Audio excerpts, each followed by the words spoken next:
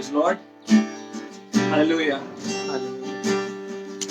आइए आज की इस खूबसूरत सुबह में अपने परमेश्वर को सारा आदर, सारी महिमा दें, क्योंकि सिर्फ और सिर्फ वही इसके योग्य है। खुदा के लोगों, परमेश्वर हमसे चाहता है कि हम अपने जीवन की परेशानियों में उलझ ना जाएं, रुक ना जाएं, थम ना जाएं, पर उसके साथ उसको निहारते हुए अपना जीवन व्यतीत करें। Lord Jesus, Hallelujah. You are the Father.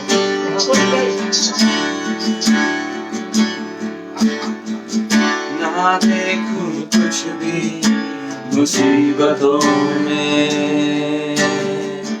आशा मेरे जीवन हर पल में। ना देखूं कुछ भी मुसीबतों में, आशा मेरे जीवन हर पल में। कैसा अनोखा प्यार तेरा, साथ ना छोड़े तू मेरा। हाँ यीशु मसीह, कैसा अनोखा प्यार तेरा, साथ ना छोड़े तू मेरा। यीशु तू ही योग्य है सारे आदर और महिमा के। हाथ उठा के मैं कहूँ, प्रभु तू ही योग्य है सारे आदर और महिमा के। हाथ उठा के मैं कहूँ, ना देखूं कुछ भी मुसीबतों में, आशा मेरे जीवन के हर पल में। Thank you Lord. ना देखूं कुछ भी मुसीबतों में, आशा मेरे जीवन के हर पल में। कैसा अनोखा प्यार तेरा, साथ ना छोड़े तू मेरा। कैसा अनोखा प्यार तेरा, साथ ना छोड़े तू मेरा। यीशु तू ही योग्य है सारे आदर और महिमा के। हाथ उठा के मैं कहूँ, प्रभु तू ही योग्य है सारे आदर और महिमा के। हाथ उठा के मैं कहूँ, यीशु तू ही योग्य है सारे आदर और महिमा के। हाथ उठा के मैं कहूँ, प्रभु तू ही योग्य है सारे आदर और महिमा के। हाथ उठा के मैं कहूँ, तू मेरा पिता, मैं तेरा बेटा। ये रिश्ता काफी है मुझे, तू मेरा पिता, मैं तेरा बेटा। ये रिश्ता काफी है मुझे। कुछ नहीं चाहिए खुदा, बस तू ही तो चाहिए। कुछ नहीं चाहिए खुदा, बस तू ही तो चाहिए।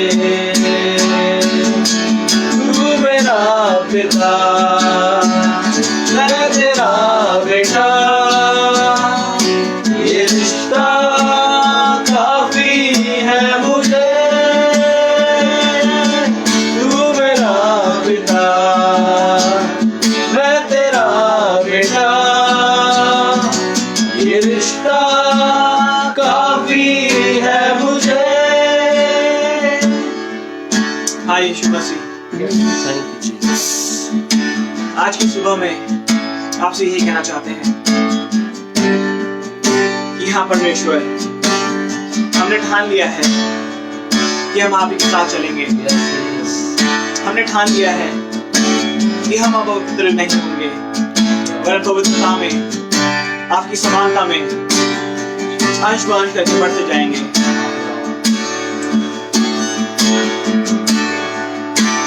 आपसे यही प्रार्थना करते हैं कि अगर हम कभी दूर होना चाहें तो भी आप हमें थामे रहना और होने देना परमेश्वर, कि हम सही मायने में आपके बेटे और बेटियां कहने पाएं। Hallelujah, hallelujah.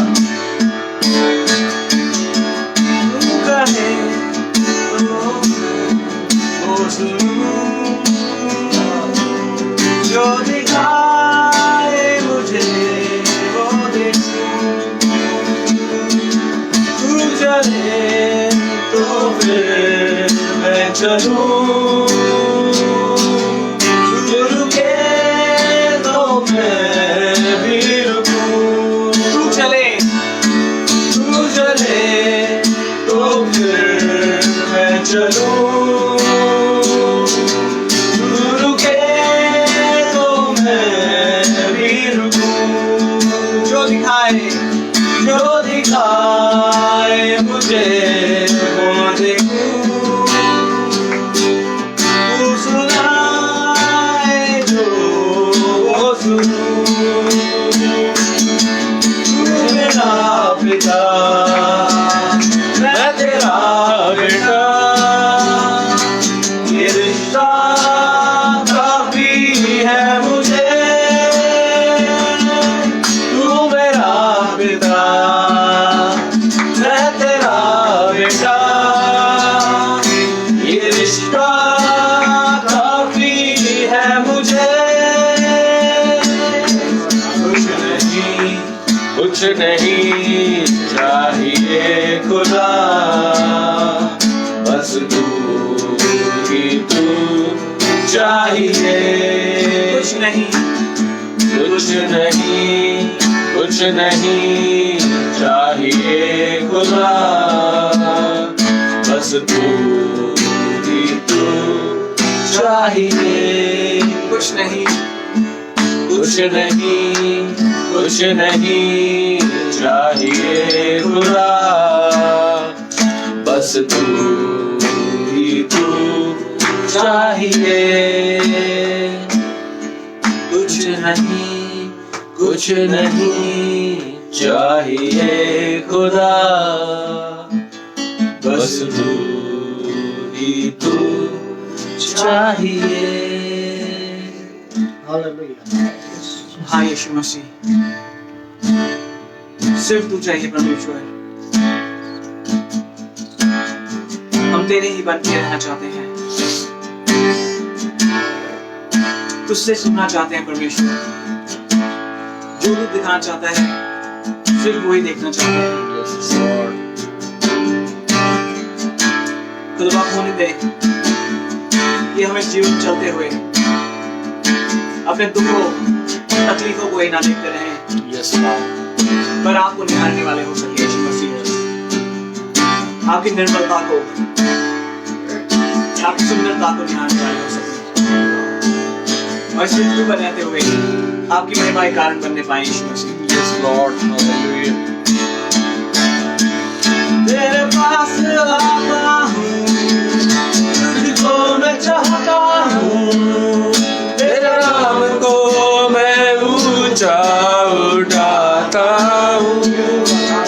तेरे पास आता हूँ, तुझको मैं चाहता हूँ, तेरे नाम को मैं ऊंचा उठाता हूँ।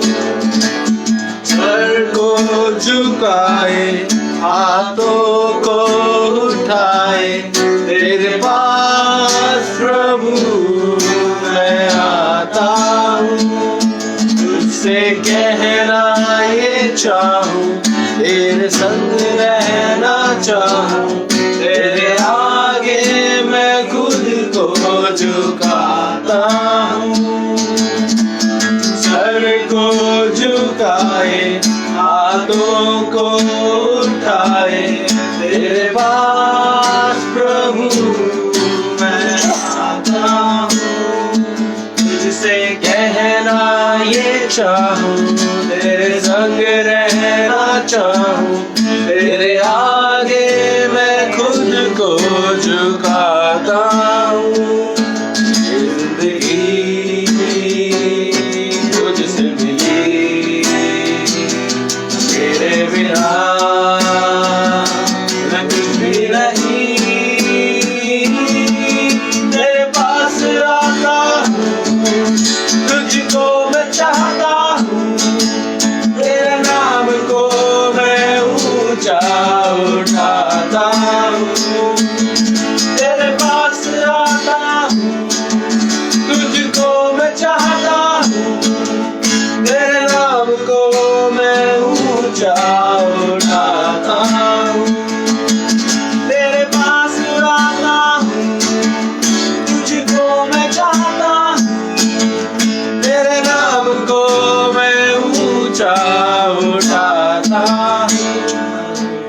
तेरे पास आता हूँ, तुझको मैं चाहता हूँ, तेरे नाम को मैं ऊंचा उठाता हूँ। Yes, Lord. तेरे पास आता हूँ यीशु, तुझको मैं चाहता हूँ, तेरे नाम को मैं ऊंचा उठाता हूँ। Yes, Jesus. हाँ यीशु मसीह, आपके पास आए हैं परमेश्वर। आप एक चाह रखते हैं, चाहते हैं कि आज हम यहाँ से यूं ही लौट ना जाएं, जिस तरह आए थे वैसे लौटे ना परमेश्वर। Yes, Lord. पर आज आपको अपने साथ ले जाने वाले हो संग Yes, Lord. Hallelujah. और आप में एक अंश और बढ़ते जाएंगे। हर एक बात के लिए आपका शुक्रिया अदा करते हैं परमेश्वर। आगे की पूरी बात को आपके खादिम को आपके हाथ में सौंपते हैं। चाहते हैं परमेश्वर जब वो आपके कलाम से हमसे बात करते हैं तो जो कुछ वो कहे वो आप ही के पवित्र आत्मा से भर कर कहे और वो बातें हमारे जीवन में घर करने वाली हो सके और सौंपना फल लाए। हर एक बात के लिए आपका शुक्रिया अदा करते हैं और इस प्रार्थना को अपने उद्धारकर्ता प्रभु यीशु मसीह के नाम में सुने और कबूल करें। Praise the Lord. Praise the Lord. Let us welcome Pastor H.O. David.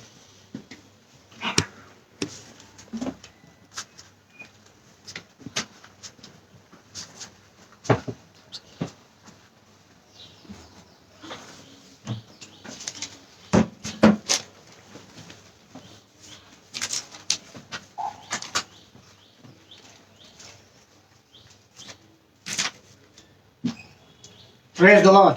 Praise the Lord.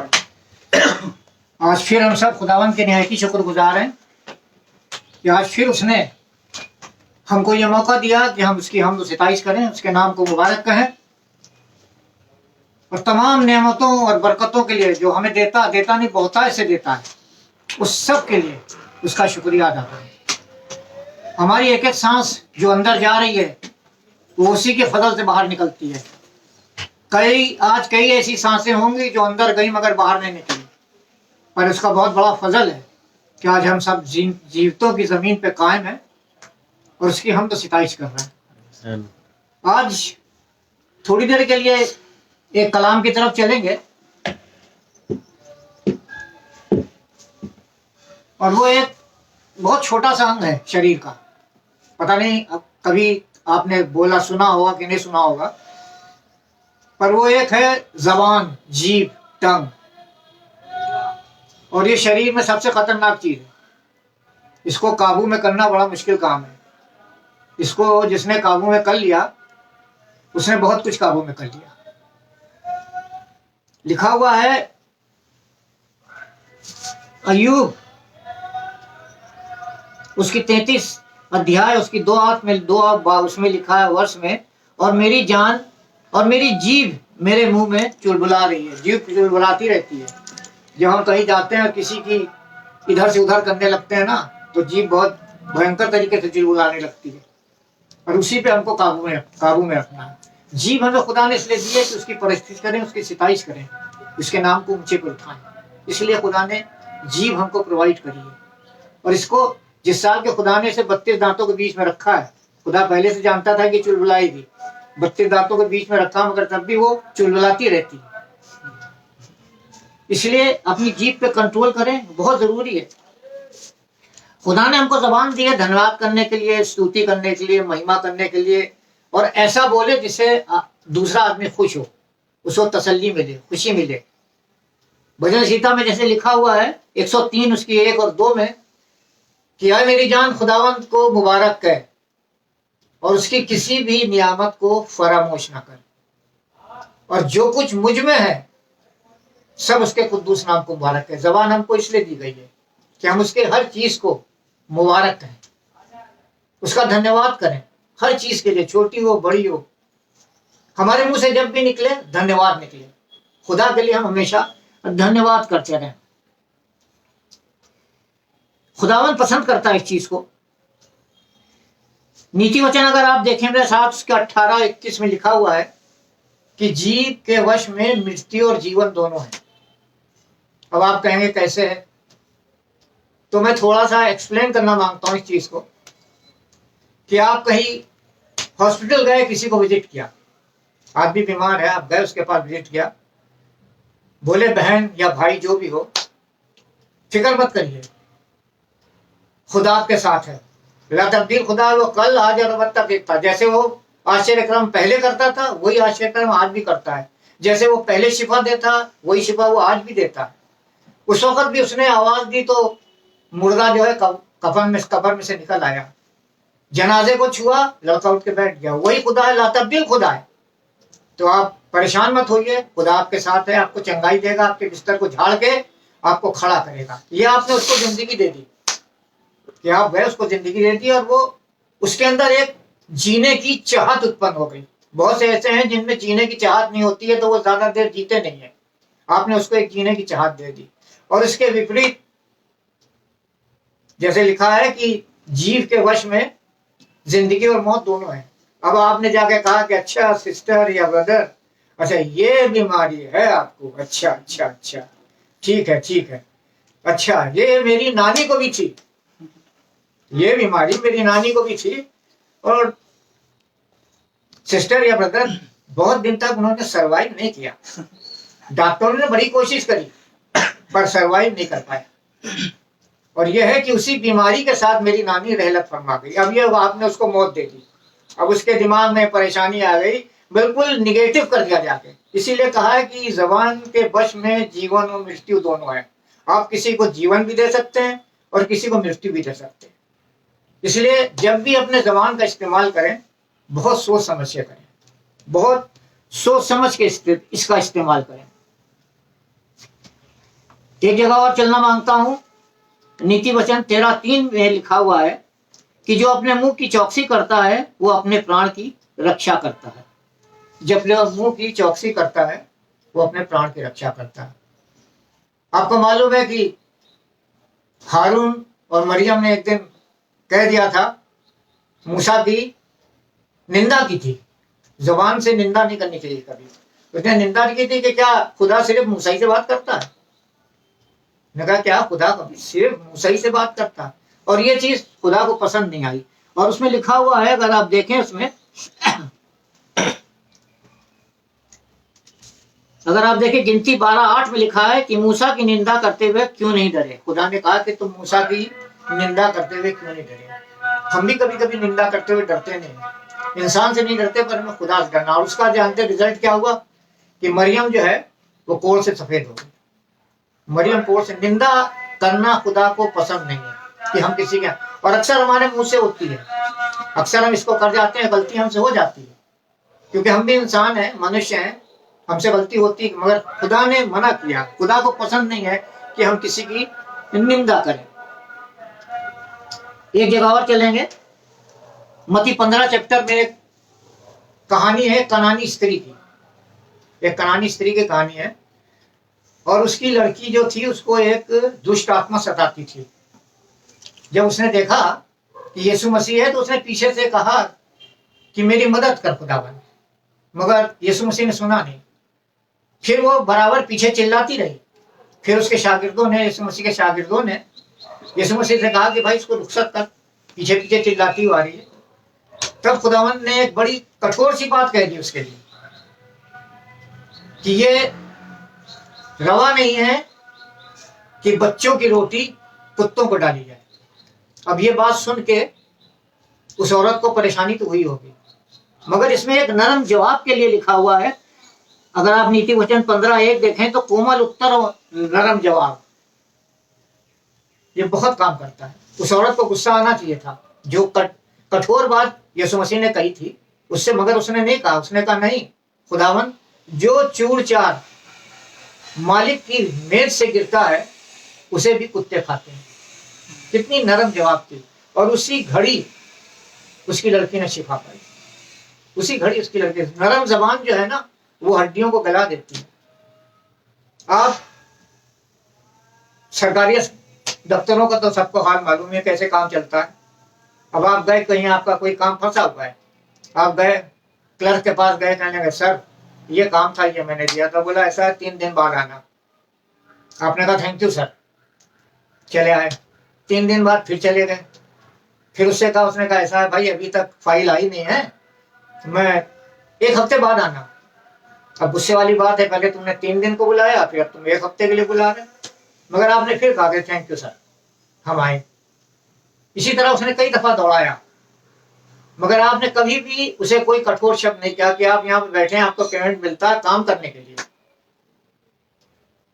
आपकी जबान नरम रही और आपका काम हो गया। उसने कहा ठीक है आप कल आइएगा, अल्लाह आपका काम हो जाएगा। मगर अगर हम कुड़कुड़ाते या बुड़बुड़ाते उसे कहते तो कहता 6 महीने के बाद आइएगा।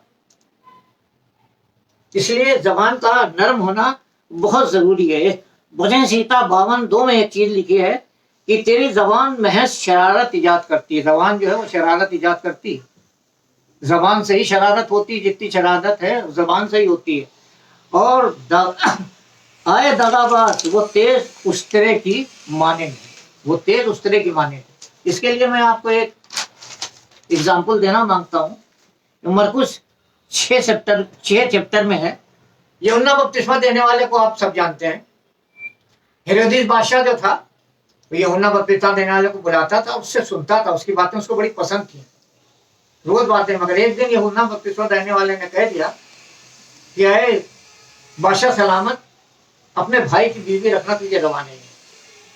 अपने भाई की बीवी रखना तुझे, कही तो उसने बिल्कुल सही बात की। हो सकता है हेरोदेस को गुस्सा लगा हो, मगर हेरोदियास को बड़ा गुस्सा आया, उसकी बीवी का बड़ा गुस्सा आया। और तभी से वो इस चक्कर में पड़ गई कि कैसे इसको मरवा डाले, किस तरीके से इसको मरवा। मैं सिर्फ जबान की बात बताना मांग रहा हूँ कि जबान से क्या क्या हो जाता है अगर हम उसको संभाल के नहीं रखते। और एक दफा हेरोदेस बादशाह का जन्मदिन आया, बड़े उसने बनाया बड़े जोर शोर से। बहुत से लोग, बड़े बड़े उमरा, बड़े बड़े लोग, बड़े बड़े ओहदे वाले सब वहां पे इकट्ठा हुए। और हेरोदियास की लड़की ने नाचा। जब उसने नाचा तो लगा बादशाह खुश हो गया।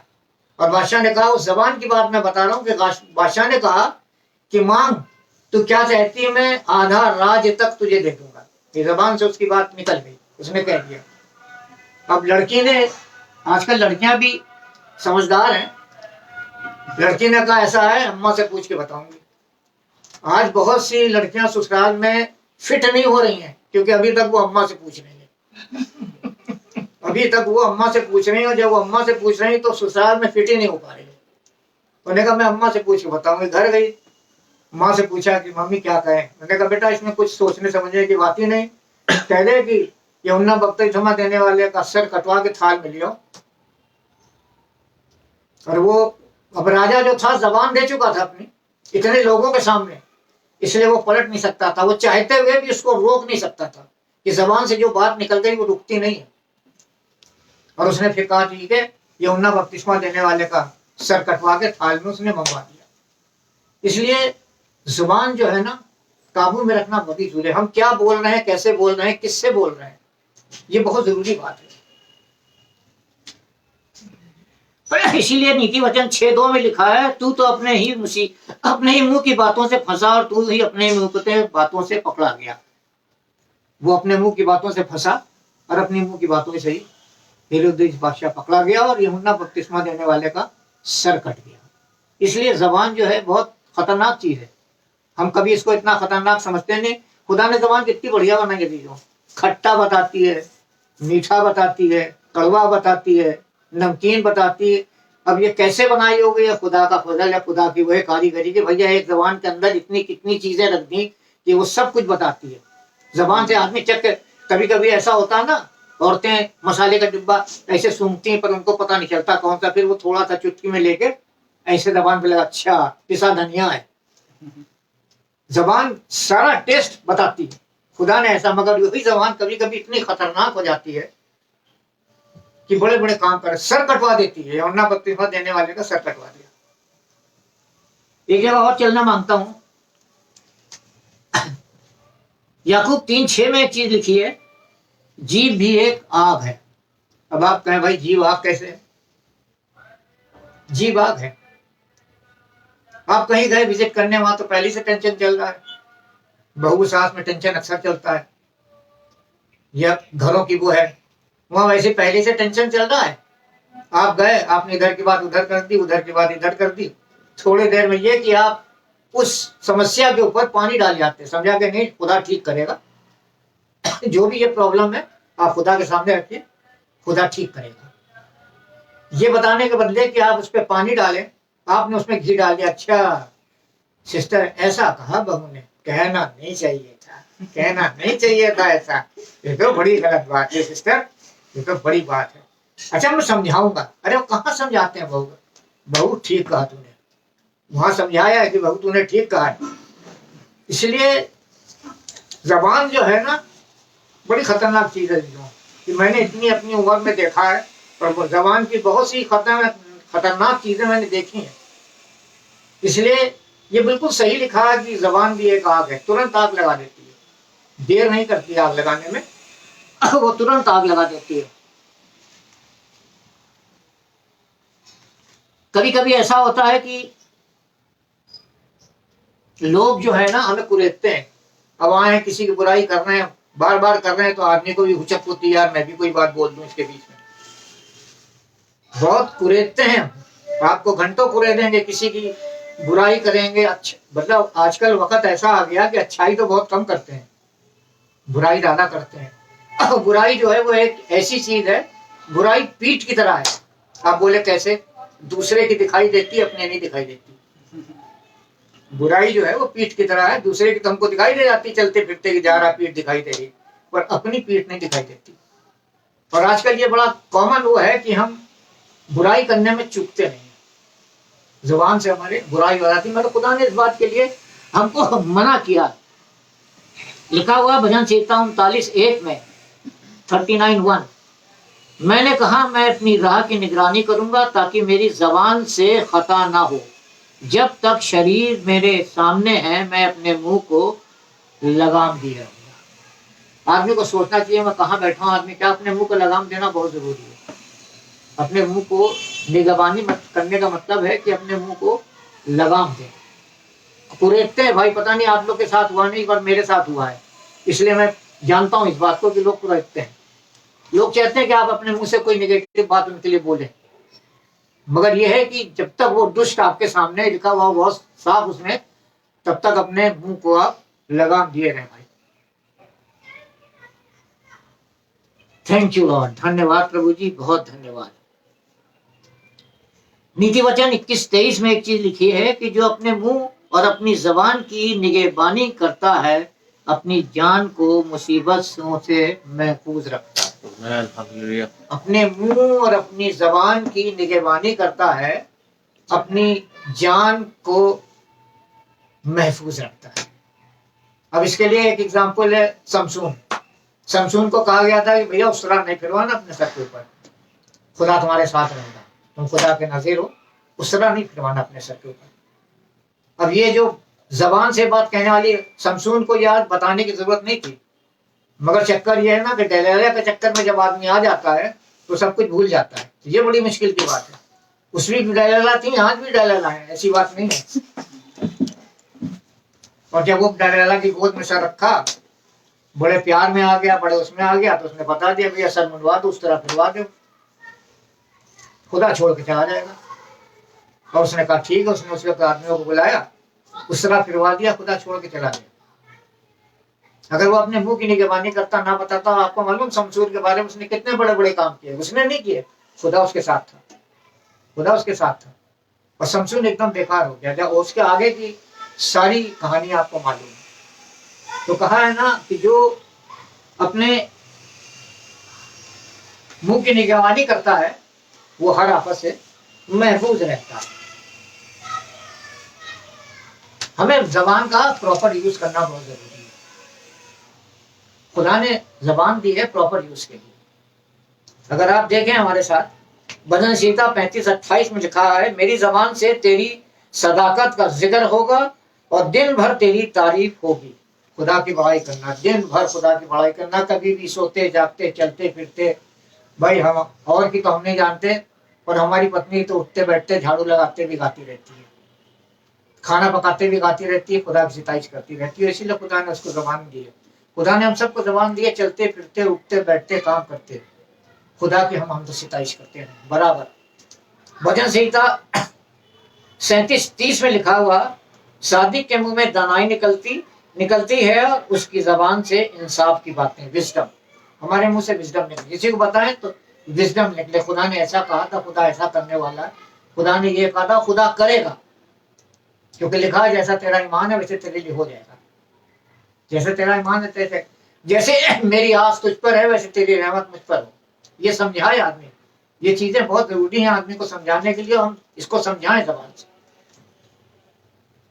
भजन संहिता 119 और 172 में लिखा है कि मेरी जबान तेरे कलाम का गीत गाए, क्योंकि तेरी सब फरमान बरहक है। Singing praises. अभी हम लोगों ने हमदो सिताइश करी, खुदा कर हमदो सिताइश करी। इस जबान उसी के लिए दी गई हमको कि हम खुदावंत की हमदो सिताइश करें, उसके नाम को मुबारक करें, हमारी जिंदगियों में वो बढ़े और हम सब घटे।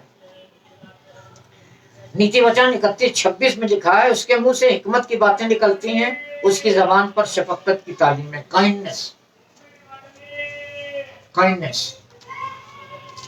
एक चीज लिखी हुई है फिलिपियों 2:11 में, और खुदा बाप के जलाल के लिए हर एक जबान इकरार करे कि यीशु मसीह खुदावंद है। Confessing Christ. हमारी जबान इसलिए दी गई कि हम ये कन्फेस करें खुदावंद यीशु मसीह खुदा है। इसका इसलिए नहीं दी गई कि निंदा करें, बुराई करें, किसी की चुगली खाएं, किसी को कुछ कहें, किसी को ना। खुदा की हमदो सिताइश हमारे मुंह से हमेशा निकले। और मन का और जबान का बड़ा गहरा ताल्लुक है, क्योंकि जो कुछ हम मन में अपने गलाजत रखते हैं, निगेटिव बात रखते हैं, गंदगी रखते हैं, सबसे बड़ी बात यह है कि यीशु मसीह उसमें रहता नहीं। क्योंकि यीशु मसीह जो है ना, गंदगी में कभी नहीं रहेगा। और हम अपने दिल में गलाजत, बदगोई, बदगुमानी भरे रहते हैं, तो जब हम बोलते हैं तो वो मुंह से निकलते हैं। क्योंकि भाई जो सामान गोदाम में पड़ा है वही जाएगा शोरूम में। अगर हमने अपने गोदाम में जमा कर रखा सब चीजें गलत सलत, तो जब हम अपना मुंह खोलेंगे तो वो गलत चीजें ही उसमें से बाहर निकलेंगी। इसलिए अपनी जबान पे काबू करना बहुत जरूरी बात है। जबान पे काबू करने से बहुत ही फायदे होते हैं। याकूब 3:11 में एक चीज लिखी है, क्या चश्मे के एक ही मुंह से मीठा और खारा पानी निकलता है? एक ही सोते के एक ही मुंह से खारा और मीठा पानी नहीं निकल सकता, पर यहाँ तो निकलता है। किसी ने कहा है ना कि भाई एक हाथ में मक्खन रखो और एक हाथ में चूना रखो, वो जैसा मौका मक्खन लगाने का मौका मिले मक्खन लगा दो, चूना लगाने का मौका मिले चूना लगा दो। एक ही मुंह से खारा और मीठा पानी निकल रहा है। एक ही मुंह से खारा और मीठा पानी लिखा है। पहला कोरिन्थियों 13:31 में एक चीज लिखी कि अपने आप को जांचते तो सजा ना पाते। प्रॉब्लम यह है कि आज हम अपने को नहीं जांच रहे हैं।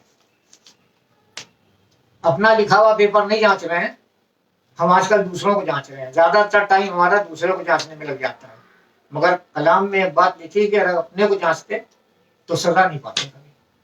अपने को जांचना भी तो बहुत जरूरी है। हम किससे बात कर रहे हैं, कैसी बात कर रहे हैं, हमारे जबान से क्या अल्फाज निकल रहे हैं, उससे वो हर्ट तो नहीं हो रहा है, या उससे उसको तकलीफ तो नहीं हो रही है। ये चीजें सब देखना बहुत जरूरी है। किसी ने बहुत सही कहा है कि tongue has no bones but it is strong enough to break heart. जबान में हड्डी नहीं होती है मगर वो दिल तोड़ देती है। आप कभी कभी किसी से ऐसा कभी कभी सुना है ना कि भाई क्या बात कही, दिल तोड़ दिया। तुमसे ऐसी उम्मीद नहीं थी कि ऐसी बात कहोगे, दिल जख्मी हो गया। इसलिए जबान में हड्डी नहीं है पर वो बहुतों के दिल तोड़ देती है। सवाल ऐसा है, कभी कभी शादीशुदा जिंदगी में ऐसी हो जाता पति पत्नी के साथ कि मेम साहब क्या बात कह दी, दिल टूट गया। तो इसलिए जबान पे काबू रखने के लिए बहुत जरूरी है। किसी ने बहुत अच्छा कहा है कि लंबा धागा और लंबी जबान, लंबा धागा और लंबी जबान अक्सर उलझ जाते हैं। लंबा धागा और लंबी जबान अक्सर उलझ जाते हैं, इसलिए धागे को लपेट कर और जबान को समेट कर रखिए। धागे को लपेट कर और जबान को समेट कर रखिए। कोई बातें बहुत बढ़िया लिखी जाती हैं। और आखिरी में एक आयत दे के मैं खत्म करूंगा। वो आपको मिलेगा भजन संहिता 19 और उसकी 14 में। मेरे मुंह का कलाम और मेरे दिल का ख्याल तेरे हुजूर मकबूल ठहरे, आए खुदावंद, आए मेरी चट्टान और मेरा फिदिया देने वाले। हिंदी में लिखा है, मेरे मुंह के वचन और मेरे हृदय का ख्याल ध्यान तेरे सम्मुख ग्रहण योग्य हुए। हे यहोवा परमेश्वर, मेरी चट्टान और मेरा उद्धार करने वाले। खुदा को पसंद आना चाहिए, हम जो कुछ भी बोले खुदा को पसंद आ जाए। और जबान पे कंट्रोल रखने से आदमी बहुत कुछ अपनी जिंदगी में तरक्की कर सकता है। बहुत सी लोगों की नौकरियां चली गई इसीलिए कि वो गुस्से में आके उन्होंने बोल दिया कि हम तुम्हारे नौकर नहीं है, हमको वो फलाने पैसा देते हो, नौकरी चली गई। बहुत सी ऐसी जगह है जबान ने हमको बेकार कर दिया, हमारा सब कुछ किया दिया बेकार हो गया। मगर कई जगह ऐसा कि जबान से हमने बहुत कुछ पाया। जबान का शरीन होना बहुत जरूरी है। इसीलिए किसी ने बहुत अच्छा कहा है कि थिंक बिफोर यू टॉक, बोलने से पहले सोच लो क्या जाए। और जबान इतनी शरीन होनी चाहिए कि अगले को पता ही नहीं चले कि आप कह क्या रहे हैं और आप कह सब सकते हैं। एक बुजुर्गवार से एक जवान आदमी का झगड़ा सा हो गया, तो उसने इतनी बढ़िया बात कह दी उनसे, बुजुर्गवार से, कि मियाँ हम आपकी सफेद दाढ़ी का एहतराम कर रहे हैं, एहतराम कर रहे हैं, इज्जत कर रहे हैं। मियाँ हम आपकी सफेद दाढ़ी का एहतराम कर रहे हैं, वरना अब तक हमारा हकीर जूता आपका मुंह चूम लेता। ये सब जबान का खेल है। कहा तो उसने वो जो उसे कहना मांग रहा था, मगर इतनी शीरीन जबान का। हम लोग गाना गाते हैं ना, तेरी शीरीन आवाज में सुनता, बुलाती उस पाक चश्मे से, सलीब से जोगा। खुद यीशु मसीह की भी जबान शरीफ बहुत शीरीन थी। उन्होंने कभी, इतने लोगों ने उनसे कहा, कोई कहता था खाऊ, कोई कहता था शराबी, कोई कहता था कुछ, मगर कभी यीशु मसीह ने किसी को गलत बात नहीं कही, कभी गुस्सा नहीं हुए। यानी इवन सलीब पे भी चले। जो 2 डाकू थे, अब आज अभी गुड फ्राइडे आने वाला है, 2 डाकू थे, उनके साथ भी जुबान का ही खेल था। एक डाकू एक तरफ था, एक डाकू एक तरफ था। एक ने कहा अगर तू खुदा का बेटा, उसमें अगर जोड़ दिया कि अगर तू खुदा का बेटा तो, और अपने को भी बचा और मुझे भी बचा। मगर दूसरे ने कहा नहीं, हम तो अपने किए की सजा पा रहे हैं भाई, ये तो निर्दोष है। और कहा यीशु जब तू अपने राज्य में होना तो हमें याद करना। और उसने कहा आज ही, इमीडिएट, आज ही तू मेरे साथ फिरदौस में होगा। जबान हमें फिरदौस में पहुंचाती थी। इसलिए अजीजों अपनी जबान का ख्याल रखें। कोई भी बात करने से पहले सोच लें हम क्या कह रहे हैं, किससे कह रहे हैं, क्यों बोल रहे हैं। खुदा का शुक्रगुजार हैं कि खुदा ने एक मौका दिया कि आज हम सब मिल के हमने जबान के बारे में बातचीत करी और इसी तरह अंश अंश करके हम उसके कदोकामत में बढ़ते चले जाएं, क्योंकि सवाल सबसे बड़ी बात यह है कि जो हम सुनते हैं उस पर अमल करना बहुत जरूरी है। अगर हम सुन के और निकल जाएं तो उससे कोई फायदा नहीं। सुनते हैं उस पर अमल करना चाहिए। आइए प्रार्थना करेंगे। खुदावंद आपके निहायत ही शुक्रगुजार हैं खुदावंद कि आज आपने एक मौका दिया कि हम आपकी हुजूरी में बैठ सके खुदावंद, कलाम से कुछ बातें कर सके खुदावंद। और खुदावंद हम चाहते हैं कि जो भी आज हमने सुना है उस पर अमल करने वाले बने खुदावंद। और खुदावंद कलाम का ये बीज 30 गुना 60 गुना नहीं पर 100 गुना फल लाए। ऐसी तौफीक देना खुदावंद कि हमारी जबान से हमेशा मीठा पानी निकले खुदावंद।